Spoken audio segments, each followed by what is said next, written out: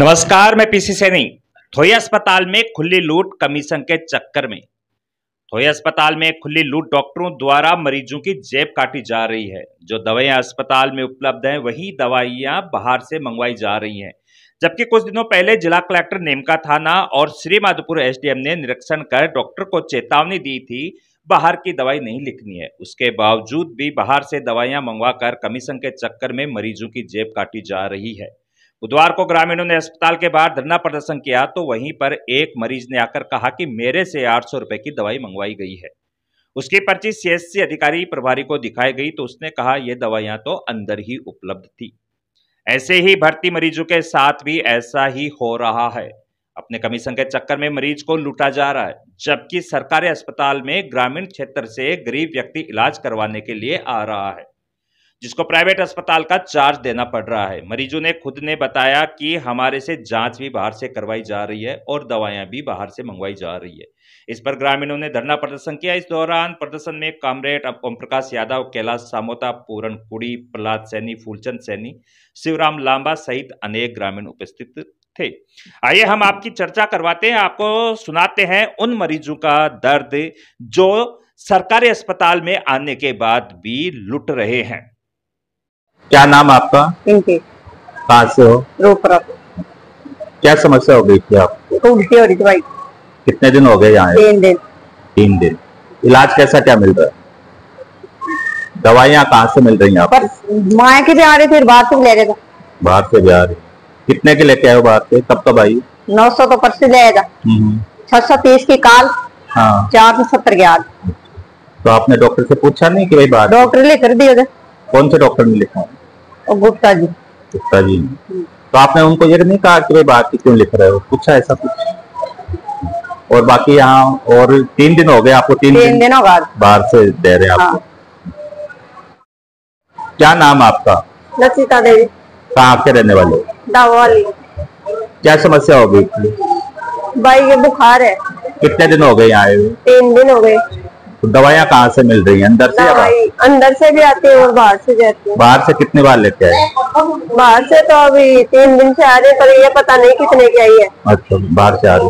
हाँ। कौन सा डॉक्टर लिख रहा है बाहर की दवाई? अभी ये गुप्ता जी है। कौन सा है?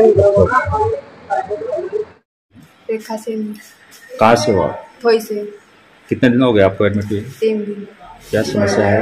समस्या बुखार होती है। तो क्या दवाइयाँ आप बाहर से? बाहर से भी आती है और अंदर से भी देते हैं।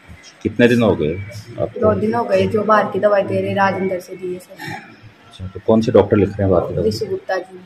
अच्छा, तो कितने की दवाई आ रही थी बाहर से? कल तो अब 400 के लगभग आई थी। परसों 1300 की आई थी, तो हमने वापस कर दी थी वो दवाई आती तो, और इंजेक्शन आए थे वो 400 के लगभग आए थे। तो आपने पूछा नहीं कि बाहर की दवाई यहाँ अवेलेबल? अच्छा, उसने बोला कि यहाँ जो अंदर की दवाई होती है ना, उसमें थोड़ी सी प्रॉब्लम आ रही है, तो बाहर से लेनी पड़ेगी वो इंजेक्शन। तो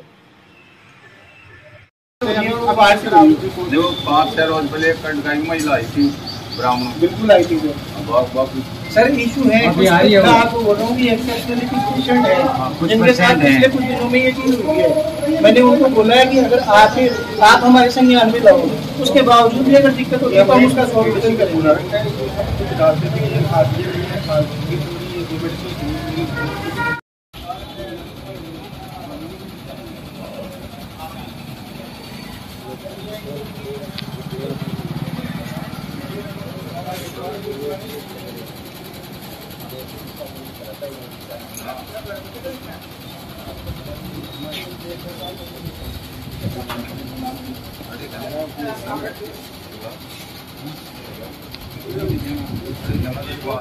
हाँ, आप झूठ बोल रहे हैं कि मंगाया है जब तो लाएगा, नहीं क्यों लाएगा मरीज?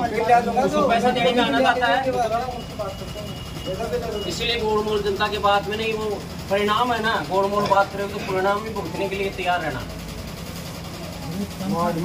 आप ये सब समझते हैं कि हॉस्पिटल में क्या हो रहा है? कि आप प्रभारी हैं इस सामुदायिक स्वास्थ्य केंद्र के। 15-20 गाँव की आबादी लगती है इसके नीचे। इसलिए आपको सारा पता है कि भाई क्या हो रहा है हॉस्पिटल में, सब कुछ पता है आपको क्या हो रहा है हॉस्पिटल में, नहीं है क्या मालूम? आप जब प्रभारी हैं आपकी नज़र में है सब कुछ।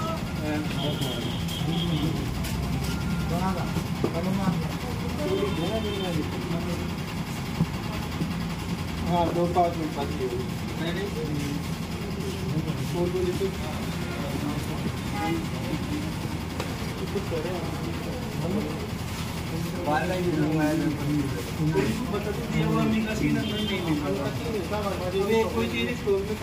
और क्या मंगाया डॉक्टर साहब? उसके अलावा और क्या मंगाया? उसके अलावा कुछ नहीं, उनको बोल दिया वो भी रिएम्बर्स करवा देंगे अगर कोई आपके दिक्कत है। 800 को रिमेंड हुआ है, तो रिएम्बर्स करवा देंगे। नहीं, एक बोतल नहीं मंगाई बाहर से? नहीं बोतल सब मेरे अपने। डॉक्टर साहब हम आपको ये कह रहे हैं 400 को रिमेंड हुआ है, 400 को तो आपकी दवाई आएगी ना, जो अमेरिका से इंजेक्शन आपको कल बोला, आपने बोला जो अंदर से वो लगा, जो हमने जो अंदर की वो लगा। इसके अलावा जो अमेरिका से इंजेक्शन आपके लगा है उसका हम रिएम्बर्स करवा देंगे आपको बोलिए छुट्टी के टाइम पे।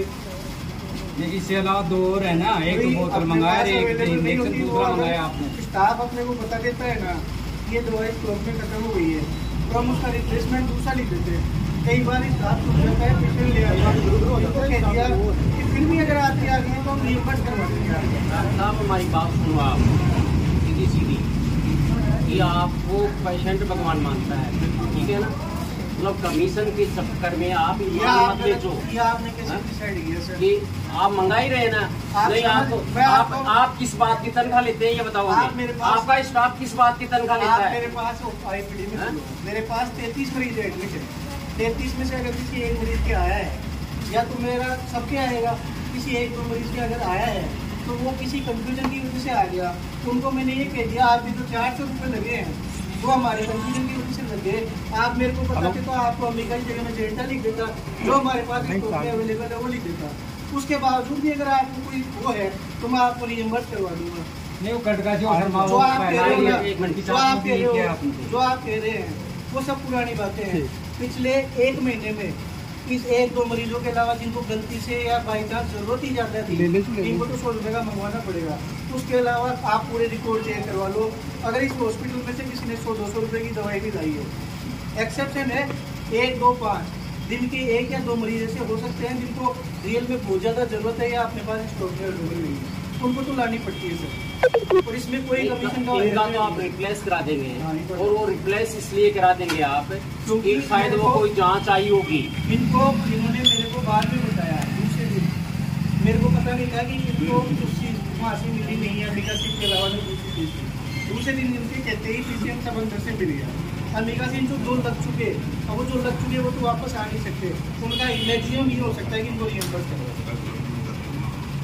सब हमारा निवेदन ये है सर, आप निवेदन मान रहे हैं, आप मेरी बात सुनिए कि आपके स्टाफ आपके स्टोर कीपर की ये जिम्मेदारी है कि जो दवाई खत्म हो गई है उसकी सूचना वो तुरंत क्यों नहीं देता? सर सूचना देते हैं लेकिन एक ही स्टाफ रहता है जो 30 मरीजों को भी संभालता है, पूरा डीडीसी भी संभालता है।